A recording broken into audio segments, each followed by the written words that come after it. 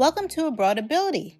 In this video, we will showcase the country of Panama, why it's a popular tourist and expat destination, and why after visiting Panama 5 times, I chose it as a country to move to. We will cover demographics, weather, a bit on housing, food, parts of Panama I have explored, infrastructure, healthcare, and more. Speaking of infrastructure, we're going to discuss the strides that Panama is making with this guy and why it's important if you want to move there. And lastly, I will briefly discuss what it's like for me navigating Panama with a disability. I have cerebral palsy. So sit back, relax, and welcome to my future home, Panama. Panama is a Central American country that connects North and South America. It borders Costa Rica and Colombia by land and the Atlantic and Pacific Oceans by sea. Its capital, Panama City, is a major metropolis whose skyline rivals cities like Hong Kong, Dubai, and Miami. With a diverse geography, Panama offers rugged mountains, dormant volcanoes, national parks, and waterfalls. There are islands off the Pacific coast, islands and keys in San Blas, and Bocas del Toro on the Caribbean side. You can find dolphins, sloths, don't worry, we help this little guy out,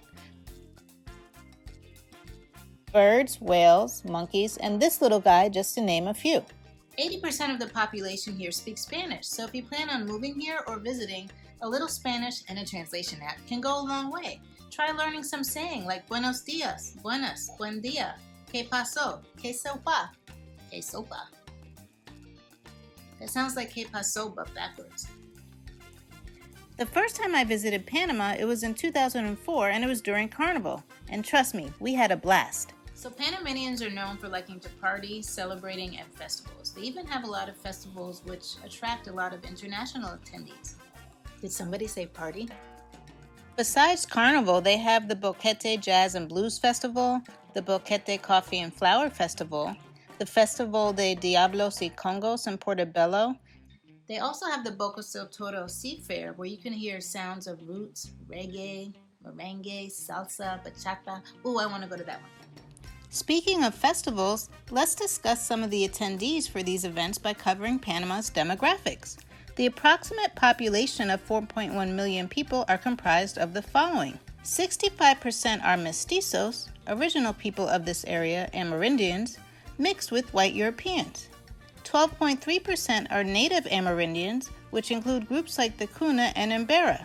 9.2% are Black, African descent, or Afro-Caribbean. 6.8% mulattoes. 6.7% are white or European descent. It's time for a fun fact. Did you know that Panama celebrates 2 Independence Days, one from Spain and one from Colombia? If you're going to try to enjoy all of these festivities, you should know some facts about their weather. Their rainy season is from May to November. Panama does not receive snow or tornadoes and is below the hurricane belt. It's one of the reasons why I chose this country. However, Panama did experience torrential rains from the 2020 hurricane season that resulted in catastrophic destruction in neighboring countries and caused devastating damage and flooding in certain areas of Panama. Panama's average temperature is around 82 degrees. It can be 88 in some beach areas, but depending on what part of the country you are in and the elevation, the temperature can vary. So if you like it hot and potentially humid, some beach communities or Panama City might be up your alley. If not, and you prefer cooler temperatures, the mountains might be where you need to be. At the time of this recording, I have visited Panama in 2004, 2019, and 3 times in 2021. Let's check out some of the places that I have explored. Casco Viejo. A popular tourist neighborhood, known as the Old Town, is filled with a mix of the old and the new. I can roam these streets for hours looking at the vibrant buildings and architecture and trying various restaurants and bars. San Blas, or the Gunayala, contains more than 300 islands. It's governed by the indigenous Kuna people, which practice traditional ways of life. These gorgeous islands are a great getaway from the hustle and bustle, and you can learn a lot about the Kuna and their culture. Taboga. Taboga Island is located about a half an hour from Panama City. Known as the Island of the Flowers, Taboga is filled with colorful homes, laid-back beaches, and is home to some small hotels, restaurants, and hiking trails. Bocas del Toro. Bocas del Toro, also known as Bocas, is located on the Caribbean side of Panama. It's filled with Caribbean culture. Bocas del Toro is comprised of mainland and several islands where you can explore the local nature, go surfing, bar and restaurant hopping, or just take it easy. Coronado, San Carlos, and Gorgona are located on the Pacific side of Panama. They're about an hour and a half outside of Panama City, and this all depends on traffic. These areas have some great beachfront condos that had me looking at their views for hours. Each of these communities have a different vibe and are a popular weekend destination.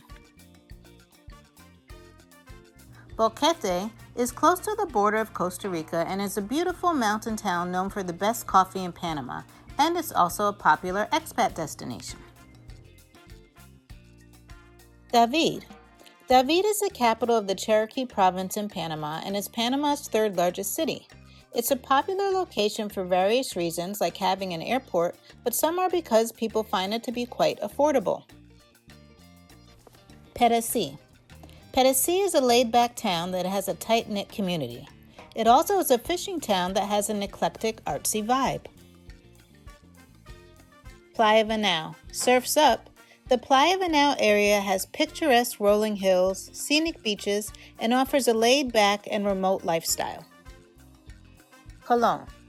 Colón, which is located on the Caribbean coast, is about an hour drive from Panama City.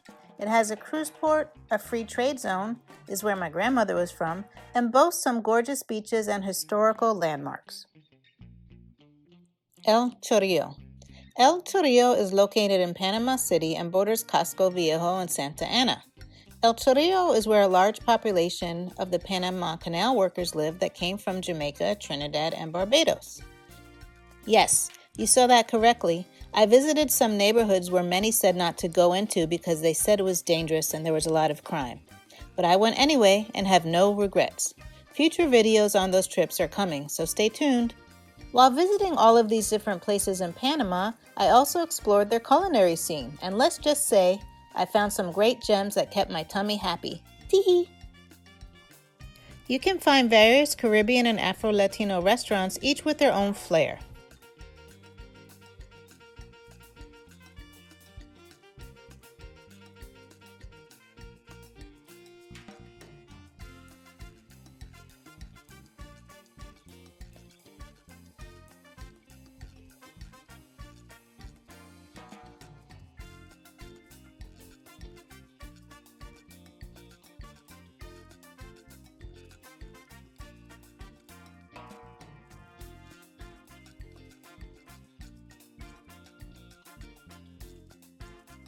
You can find Argentinian, Italian, vegan, fresh seafood, and more. Did I mention fresh? By far, my favorite meal of the day is breakfast, and I love breakfast at Michael's in Panama City, and their drinks had my attention too.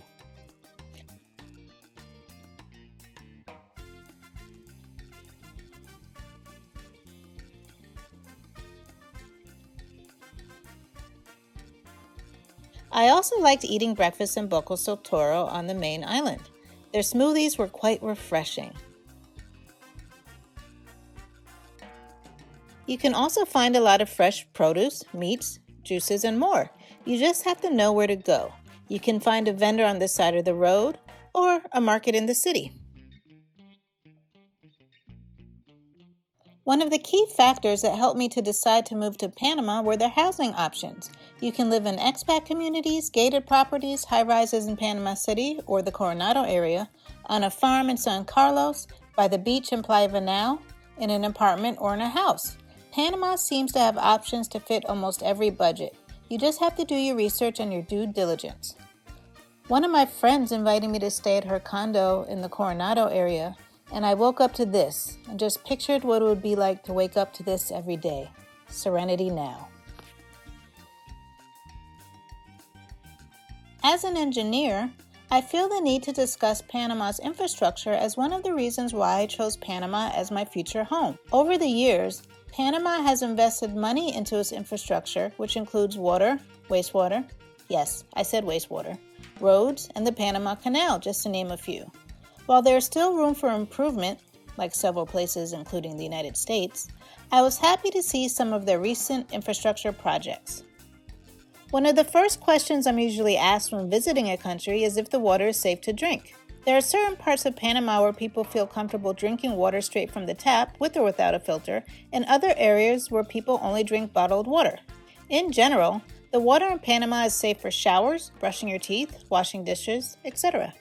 When it comes to water, what some don't consider is wastewater, and some would argue it's equally as important. Some would argue that it's even more. Say hello to Mr. Pooh. I can't believe I did this. The water when you flush the toilet or take a shower has to go somewhere, right? Well, that water is called wastewater, and it does not just magically disappear. Panama has taken great strides with collecting and treating its wastewater over the years to help protect the environment and to plan for future population growth. Parts of Panama that were not tied into the sewer collection system are starting to be added to prevent it from ending up in the streets or untreated in the country's waterways. Panama has public outreach initiatives underway and have educational materials for their children as well. So what I like about their educational materials, it explains to children what wastewater treatment is, what should and should not go down the drain, what types of water is considered wastewater, how it affects the environment, aquatic life, fishing. The other thing that I really like about this is once kids get a hold of the importance of something and they learn it at school and they bring it home, oftentimes they kind of push and force their family members to do the same. Another infrastructure question that people ask about is their electricity. They do have windmills to power certain parts of the country. I believe it is one of the largest windmill installations in Central America and the 13th largest in the world. I would be remiss if I didn't mention the Panama Canal, a major engineering feat. The Panama Canal cuts through Panama, connecting the Pacific and Atlantic Oceans, also shedding time that ships would have to travel around South America. So Panama charges each ship to cross its canal depending on its size, and it generates $2.6 billion, yes, billion with the B, dollars a year just from the revenue of ships passing through the canal. The Panama Canal expansion project was completed and opened in 2016. The expansion doubled the canal's capacity. In 2018, the Panama Canal Authority announced that 3,000 new ships had crossed the canal expansion during its first 20 months of operation. I am moving to Panama for the various reasons that are mentioned in this video, but I do have to show you things that are not always highlighted. As an environmentalist, I struggle with the amount of trash that I see driving around Panama, as well as what areas I tend to see more trash accumulation in. During my visits, I have heard a lot of tourists or expats blame Panamanians or the government for the amount of trash that they see. I want you to pay attention or give thought to how often trash is removed, which areas of Panama you rarely see trash accumulation in, which neighborhoods have a population to trash bin deficiency, and how often trash is removed from those neighborhoods. Some people see a pile of trash. I see a neighborhood that is at least putting their trash in one central location for removal. Panama has some major highways like the Pan American Highway that spans the American continent, but because of the Darien Gap, there is a break in the highway between the border of Panama and Colombia. Walking around Panama to me is not the easiest if you have mobility issues or are visually impaired. Some of the sidewalks are uneven, have large steps, some may not have ramps, or the ramps are quite steep, and there are several streets that have tripping hazards. Another reason why I chose Panama is because of its location in the Americas. Panama has an international airport in Panama City, which is a major hub, easily accessible to South America, the Caribbean, and the United States. They also have smaller airports in other parts of the country as well, like in David or Bocas del Toro.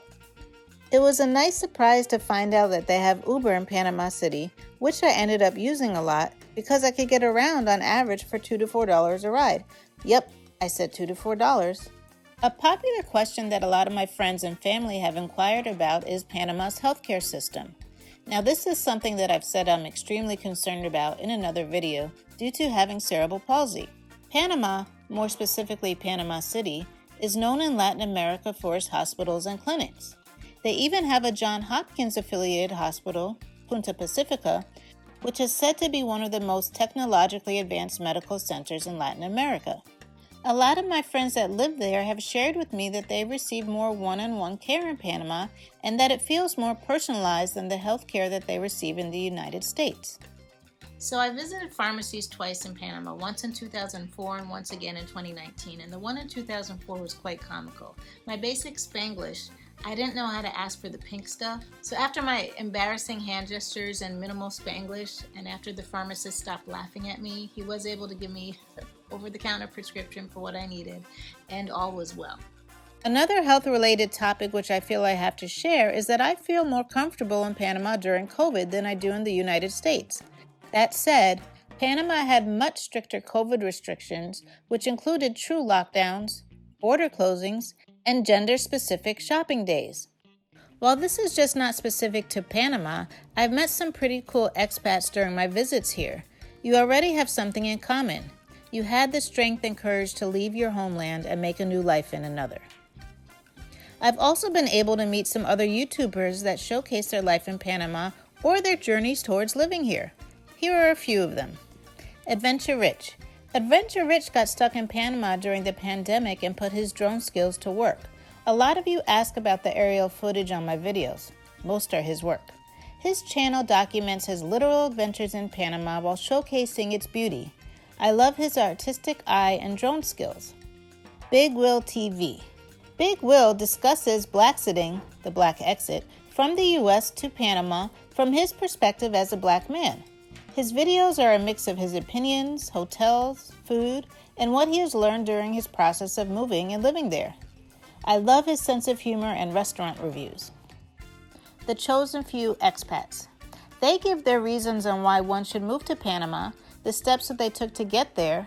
They interview other expats, cover topics like how to get a job in Panama or things like how to open up a bank account.